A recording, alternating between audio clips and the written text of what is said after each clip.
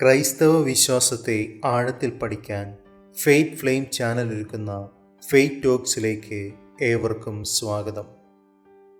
ബൈബിളിനെക്കുറിച്ചും ക്രിസ്തീയ ദൈവശാസ്ത്ര വിഷയങ്ങളെക്കുറിച്ചുമുള്ള പഠനത്തിലൂടെ ക്രിസ്തീയ വിശ്വാസത്തെ കൂടുതൽ മനസ്സിലാക്കുവാനും അതിൽ ആഴപ്പെടുവാനും ക്വസ്റ്റ്യൻ ബൈബിൾ സ്റ്റഡി എന്ന ഗ്രൂപ്പിൽ നിന്ന് തിരഞ്ഞെടുക്കപ്പെട്ട ചില പ്രധാന ചോദ്യങ്ങളും അതിനുള്ള ഉത്തരങ്ങളുമാണ് പല സീരീസുകളായി ഈ പരമ്പരയിൽ പങ്കുവെക്കുന്നത്.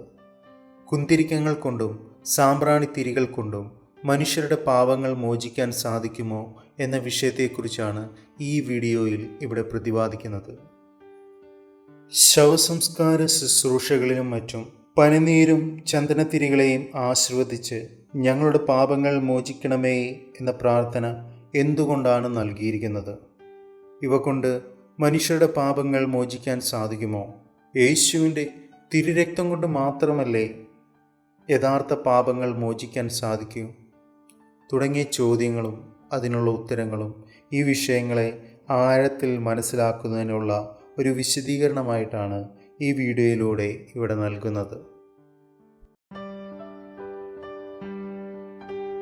ധൂപം ആശീർവദിക്കുന്ന കർമ്മത്തിന് പകരമായിട്ട് വന്നതാണ് ചന്ദനത്തിരികളുടെ ആശീർവാദ പ്രാർത്ഥന.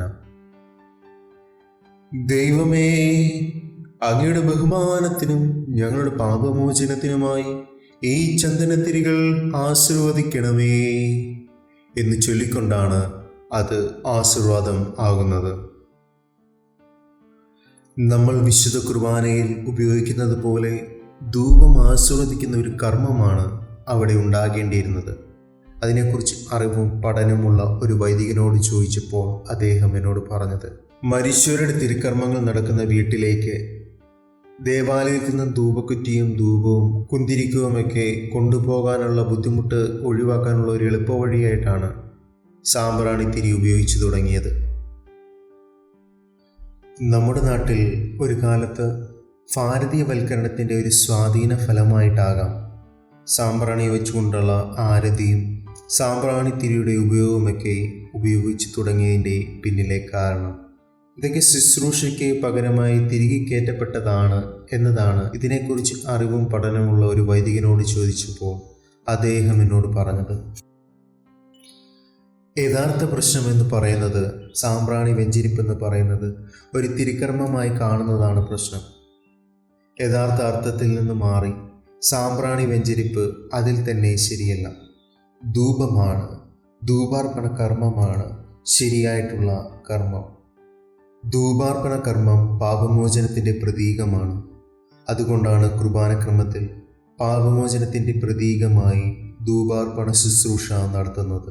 അതിന് പകരമായിട്ടാണ് സാമ്പ്രാണിത്തിരിയുടെ വെഞ്ചരിപ്പും ഉപയോഗവുമൊക്കെ ഈ മരിച്ചവർക്ക് വേണ്ടിയുള്ള തിരുക്കർമ്മത്തിലേക്ക് കടന്നു വരാനുള്ള ഒരു കാരണം. നമ്മുടെ എല്ലാ കുർബാനകളിലും ധൂപശുശ്രൂഷ വേണമെന്ന് പറയാനുള്ള കാരണം ഇതാണ്. ധൂപശുശ്രൂഷയ്ക്ക് അതിൽ തന്നെ പാപമോചനത്തിനുള്ള ഒരു സിംബോളിസമുണ്ട്. നമ്മുടെ കുർബാന പാപമോചകമാണ്. നമ്മുടെ എല്ലാ കൂദാശകളും ആരാധനക്രമങ്ങളുമൊക്കെ പാപമോചനത്തിന് കാരണമാകുന്നതാണ്. വിശുദ്ധ ജലം അല്ലെങ്കിൽ ഹോളി വാട്ടർ തളിക്കുന്നത് എന്തിനു വേണ്ടിയാണ്? അതൊരു വിശുദ്ധീകരണ കർമ്മമാണ്. ജനത്തെ വിശുദ്ധീകരിക്കാൻ വേണ്ടിയാണ് വൈദികൻ ജനത്തിൻ്റെ മേൽ വിശുദ്ധ ജലം തളിക്കുന്നത്. വീട് വെഞ്ചരിപ്പ് നടത്തുമ്പോൾ ഹന്നാവെള്ളം തളിക്കുന്നതൊക്കെ വിശുദ്ധീകരണ കർമ്മവുമായി ബന്ധപ്പെട്ടതാണ്. ഈ വിശുദ്ധീകരണ കർമ്മം പാപമോചനവുമായി ബന്ധപ്പെട്ടാണ് നിലകൊള്ളുന്നത്.